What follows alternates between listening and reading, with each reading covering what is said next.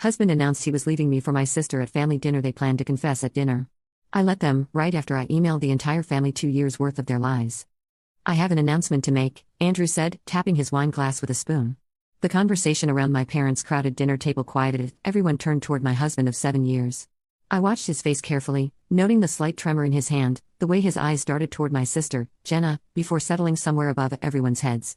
My heart beat steadily, betraying none of the knowledge I'd been carrying for months. Vivian and I are getting divorced, he continued, his voice growing firmer. I hadn't planned to announce it this way, but since everyone's together, my mother gasped. Aunt Patricia placed a hand over her heart. My father's bushy eyebrows drew together in confusion. There's more, Andrew added, reaching across the table to take Jenna's hand. Jenna and I have fallen in love. We've been trying to fight it for years, but sometimes love chooses you. The shocked silence that followed was broken only by my mother's whispered, "Oh my God." All eyes turned to me, awaiting the inevitable breakdown, tears, screaming, perhaps the throwing of my mother's good china. Instead, I nodded calmly and said, "Please, everyone, check your emails right now. I'm Vivian Hayes, 32 years old, currently employed as a digital forensics specialist for a cybersecurity firm in Seattle. My job involves reconstructing digital evidence, tracking electronic footprints, and documenting digital patterns of behavior.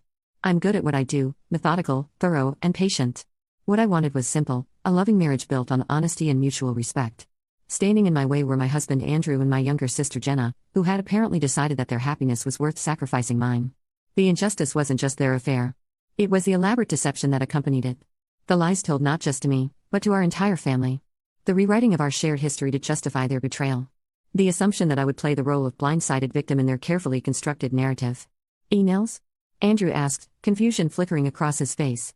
What emails? I sent them just before dinner, I replied, pulling out my own phone. Everyone should have received them by now. Around the table, family members hesitantly reached for their phones. My cousin David was the first to open his email, his eyes widening as he scrolled through the contents.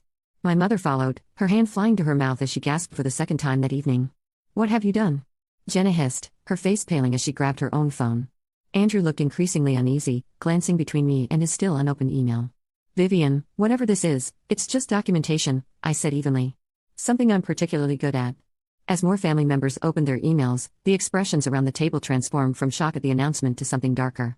Disapproval, anger, and disappointment directed not at me, but at Andrew and Jenna. What none of them realized yet was that the emails they were reading contained only a fraction of the evidence I had compiled. The full depth of the betrayal was far worse than anyone at this table, except perhaps Andrew and Jenna, could possibly imagine. Andrew and I met during a charity fundraiser for the Seattle Children's Hospital 8 years ago. He was a pediatric anesthesiologist, dedicated and compassionate.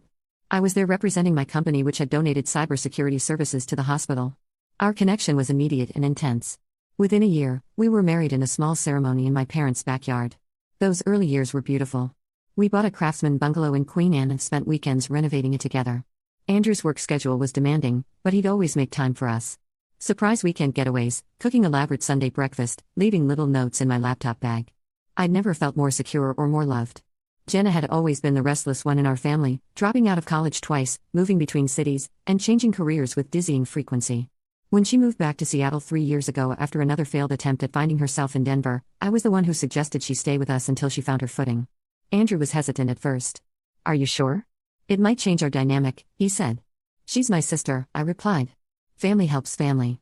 What was meant to be a 2-month stay stretched into 6. Jenna quickly found a job at a local art gallery, but claimed she couldn't afford Seattle's rental prices. I didn't mind. I'd always wanted to be closer to my sister, and her presence seemed to fill a gap I hadn't realized existed in our home. Looking back, I see the warning signs I missed. How Andrew began working later shifts. How Jenna would run errands that took hours longer than they should have. How they developed inside jokes I wasn't part of. The occasional tension that would fill a room when I entered, as if I had interrupted something. You two seem to get along well, my mother commented during a family barbecue, watching Andrew help Jenna set up a badminton net. Why wouldn't they? I'd replied, genuinely puzzled. Mom shrugged. Some men don't get along with their in-laws. You're lucky. I was lucky, I thought. My husband and sister had become friends. Our house felt more alive with Jenna's energy. If Andrew sometimes seemed distant, I attributed it to work stress. If Jenna occasionally watched him with a strange intensity, I dismissed it as my imagination. Even after Jenna finally moved into her own apartment, she remained a constant presence in our lives. Sunday dinners, impromptu movie nights, calls for help with household repairs that apparently couldn't wait until I got home from work. You're too trusting, my friend Heather told me once after witnessing Jenna call Andrew for the 3rd time during our lunch. I wouldn't let my sister get that comfortable with my husband. I had laughed it off. Jen is just needy. Besides, it's Andrew. The implication was clear. Andrew would never betray me. He was too honest, too devoted, too good. If I occasionally caught him looking at an incoming text and quickly putting his phone away, I told myself not to be paranoid. If he and Jenna sometimes fell silent when I entered a room, I assured myself it was coincidence. Trust, after all, was the foundation of our marriage. The discovery came by accident, as these things often do. 6 months ago, I was using Andrew's laptop to order takeout while he was at work. When I opened the browser, it automatically restored his previous session, including his email. I wasn't looking for anything. I had no suspicions compelling me to snoop. But there it was, a series of messages between Andrew and Jenna, explicit and unambiguous. Last night was amazing, Jenna had written. I can't stop thinking about you. We need to be more careful, Andrew replied. I don't want to hurt Viv.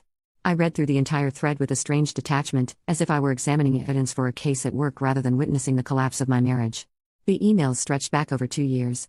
2 years of deception, carrying on right under my nose. I closed the laptop without ordering dinner.